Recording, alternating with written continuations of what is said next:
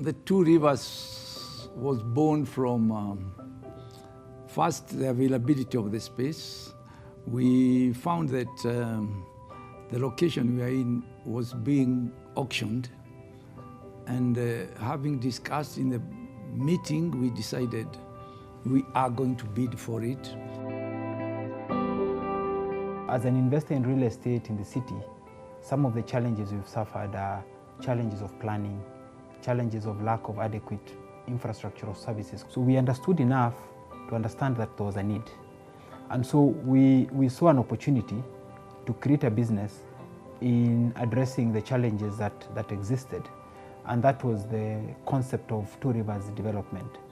The spaces are not enough. If you look at the kiosk business, kiosks are everywhere, but they're all making some money.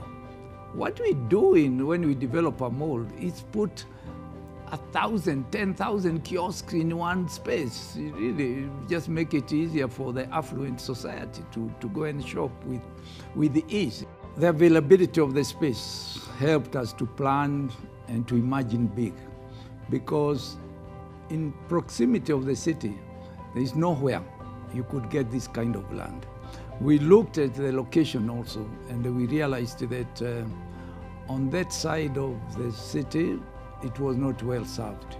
On the other hand, there was a need from retailers and tenants who are looking for high quality spaces at scale in centers that had everything under one roof. We're in a mall which is it's not even a mall, it's a city.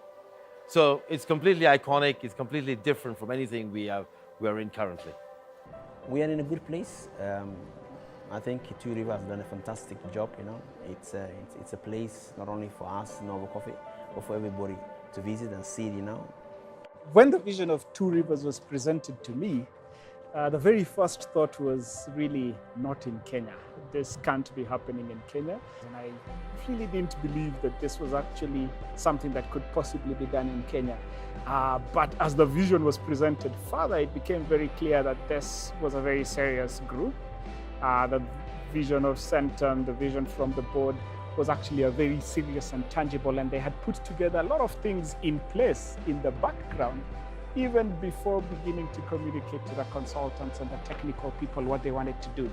So it was very clear at that particular point, after it was explained, that this is real, and really wanted to be a part of it. Our experience comes from a DNA of having done complex buildings. It's come from a DNA of having done lots and lots of retail, of having done impossible buildings, meeting crazy timelines and stuff. So all of that builds into our ability to do a project like this. And all of those things sort of conspire together to enable us to do what we've done here. This is a huge, huge building. We used 200,000 cubic meters of concrete. We have 3 kilometers of shop fronts. So instead of just going shopping, you can actually go for your health run there. The roofs, there's about 4,200 square meters. That's 1 acre of glass roofs in the building. On the roof, we've got 1.28 megawatt solar capacity panels installed. On the site, we had at 1.6 cranes on a building, which is unheard of in Nairobi. This was like in Dubai. We had 3 batching plants. Bamburi Cement put in one of the biggest batching plants here. So apart from the site in Athi River, Bamburi had a batching plant on this side that would serve the site as well as other clients of theirs. So the numbers are huge. The thing that held this team together was the vision and the constant vision. And every time you go into a board meeting, you're reminded of what the vision is.